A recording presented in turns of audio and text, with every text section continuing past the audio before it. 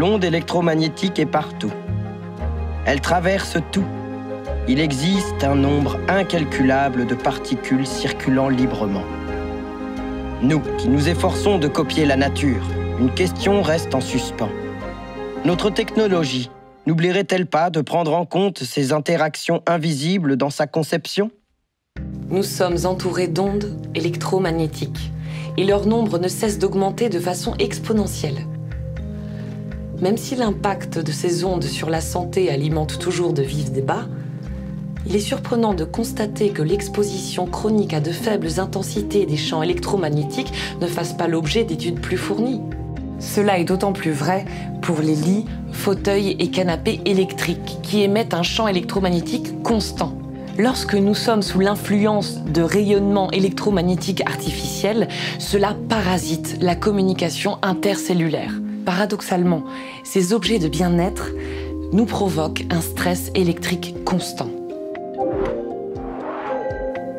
Pour vérifier cet impact, nous allons utiliser un voltmètre qui permet de mesurer la tension induite sur le corps, c'est-à-dire le taux d'électrification du corps. Pour ce faire, je vais placer ma main sur la structure métallique du lit qui est chargée électriquement. On voit que le taux est anormalement élevé. Lorsque le lit est branché, je subis un champ électrique parasite durant toute la durée de mon repos. Nombreux sont les témoignages d'utilisateurs de ces matériels qui souffrent d'inflammation, de douleurs articulaires. Imaginez que des patients passent des mois allongés sur ces lits ou autres équipements électriques. Vous pouvez installer un interrupteur télécommandé qui vous permet d'éteindre le lit à distance lorsqu'il n'est pas utilisé. De cette manière. Maintenant, le taux est normal.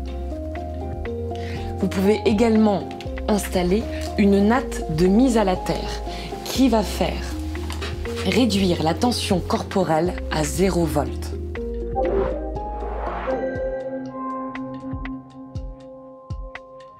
Sur une table de soins, est-ce que les solutions trouvées pour les lits sont adaptables ou pas ? Le thérapeute a besoin des fonctions mécaniques de la table toute la journée. Donc on ne peut pas couper le champ électrique.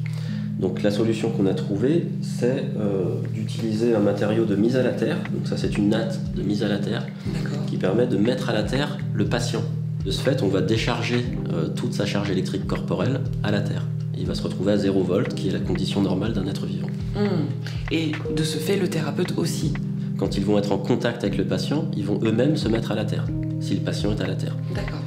Donc ils vont être aussi à 0 volt et donc moins fatigués le soir puisqu'ils auront l'opportunité de se décharger de ce stress électrique qui est généré par la table. Stress qui est généré notamment parce que les tables de soins sont, pour une raison inconnue, sans prise de terre. Et du coup, elles sont assujetties à la même problématique de sens de branchement. Donc toute l'armature de la table rayonne du champ électrique et le patient est allongé dessus.